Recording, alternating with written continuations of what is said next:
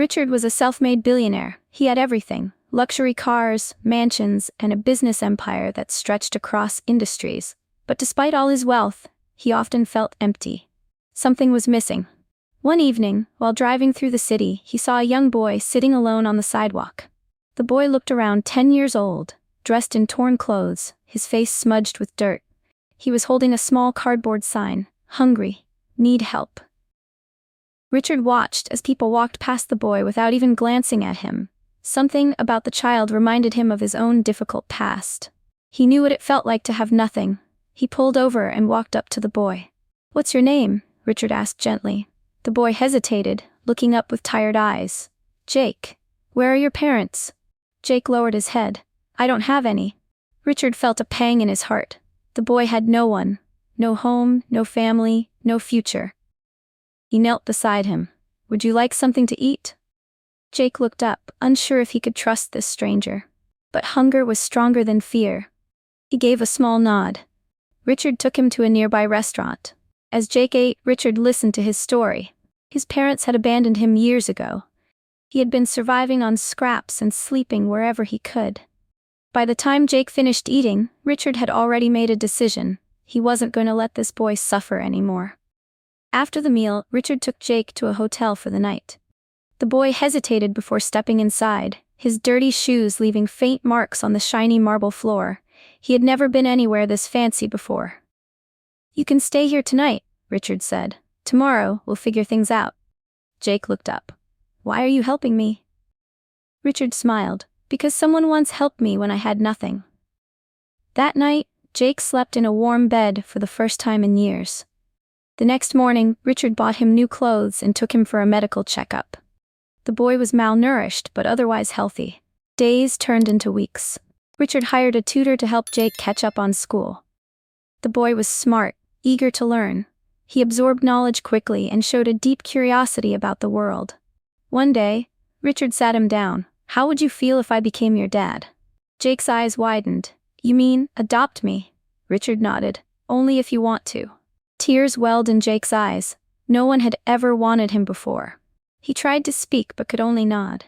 The legal process took months, but Richard didn't stop until it was done. Jake officially became Jake Carter, taking Richard's last name. At first, Jake struggled to adjust. He wasn't used to comfort, to being cared for. But Richard was patient, guiding him, teaching him everything he knew. One night, as Richard tucked him in, Jake whispered, "I won't waste this chance. I'll make you proud." Richard smiled. "You already have." Jake's life changed completely. No more sleeping on the streets, no more going to bed hungry. He had everything now: his own room, warm meals, and a father who cared about him. But adjusting wasn't easy. Richard enrolled him in one of the best private schools.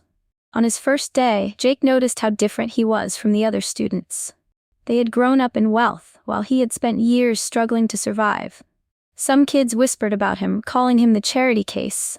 At first, it hurt. But Jake didn't let it break him. Instead, he worked harder than anyone else. He studied late into the night, determined to prove himself. Richard saw his efforts and encouraged him. "Don't worry about what people say," he told him. "What matters is what you do with your life." Jake listened. He started excelling in school, especially in math and technology. He had a natural talent for computers. Instead of spending his free time playing video games, he learned how they were made. One evening, Richard walked into Jake's room and found him coding on a laptop. "What are you working on?" Jake grinned. "Just a small project." Richard looked at the screen. It wasn't just a small project, it was something incredible. Even at his young age, Jake was building something innovative. Richard saw something in Jake that reminded him of himself: the hunger to succeed, the drive to be more. Jake didn't want to depend on Richard's money forever. He started coming up with business ideas. Some failed, but he never gave up. As the years passed, he grew from a boy struggling to fit in to a young man determined to make a name for himself. But Jake kept his progress a secret. He wanted to build something on his own before revealing it to Richard. He promised himself that one day he would repay the man who gave him a second chance at life. Years passed, and Richard's company continued to thrive. He had built it from nothing, just like his own life, and he took pride in its success. But the business world was unpredictable. One morning, Richard walked into his office and found his executives in a tense meeting. His CFO looked pale as he handed Richard a report. "The numbers don't look good," he said. "We're in trouble." Richard frowned as he scanned the papers. Profits were dropping, investments were failing, and a major deal had fallen apart overnight. "How did this happen?" Richard asked. "A competitor undercut us," his CEO explained. "They offered better deals, our partners pulled out." Richard felt a sinking feeling. Business had always been a game of risks, but this time the losses were too big. Within months, everything started falling apart. He sold assets, laid off employees, and cut expenses, but it wasn't enough. The media called it the fall of Richard Carter. Investors lost faith, and banks refused to help. At home, Richard tried to hide his stress, but Jake noticed. "Is everything okay?" Jake asked one night.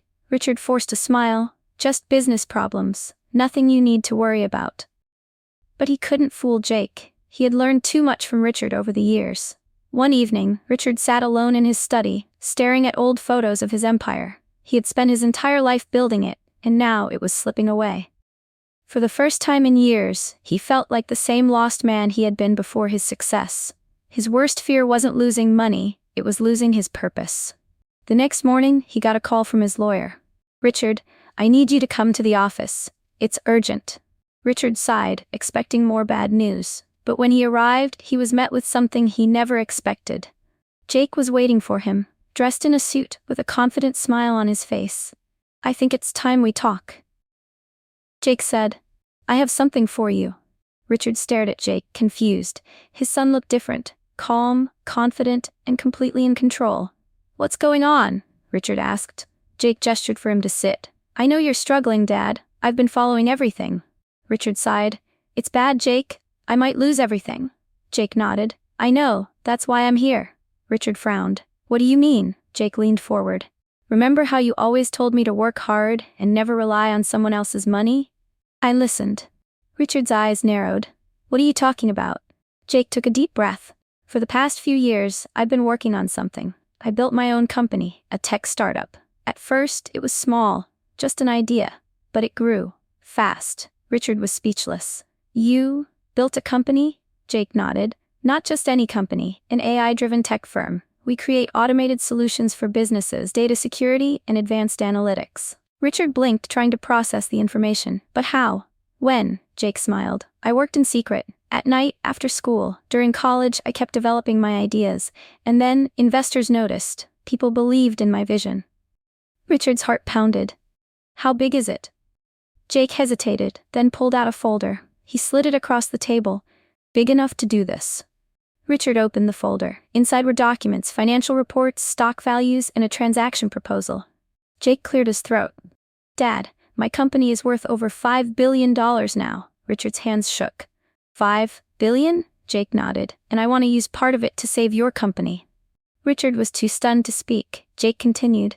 "I've already arranged a buyout. I can acquire the shares you lost. We'll rebuild everything, together." Richard's eyes filled with tears. He had spent his life giving Jake a future, never expecting anything in return. Now, the boy he had rescued was rescuing him. "I don't know what to say," Richard whispered. Jake smiled.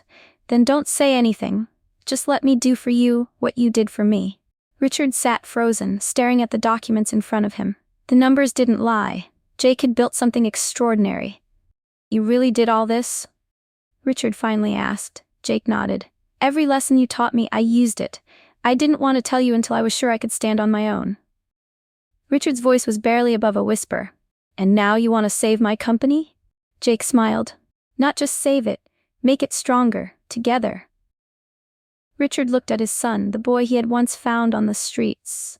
Now he was a powerful businessman offering him a second chance. "But why, Jake?" Richard asked. "You have your own empire now, you don't owe me anything."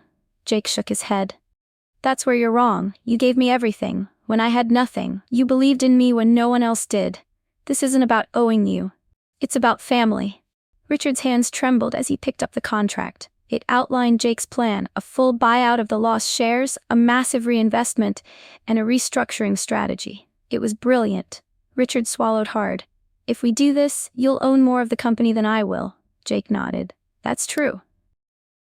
Richard hesitated. He had always been in control. The idea of stepping back was difficult. Jake sensed his hesitation and said softly, "You once told me that leadership isn't about power, it's about trust. Trust me, Dad." Richard took a deep breath. Then slowly, he signed the papers. The next day, news broke.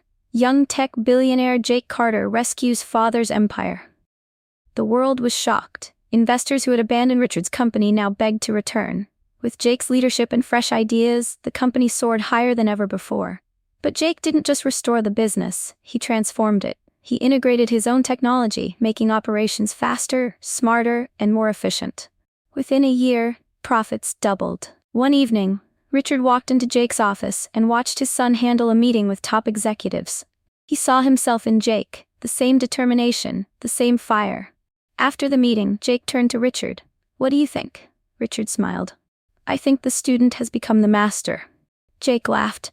"I had a great teacher." Richard put a hand on his son's shoulder. "And I have a great son."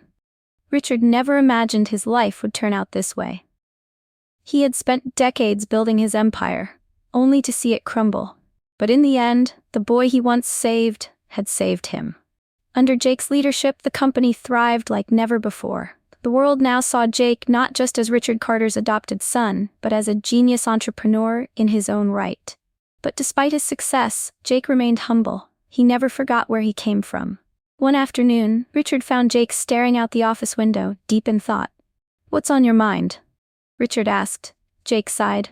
"I was just thinking about that night, the night you found me." Richard stepped beside him. "You were just a kid, surviving on your own." Jake turned to his father. "And you didn't just give me a home. You gave me a purpose. Without you, none of this would have been possible." Richard smiled. "No, Jake, you did this. I just gave you a chance." Jake shook his head. "And now, I want to do the same for others." Richard watched as Jake pulled out a folder.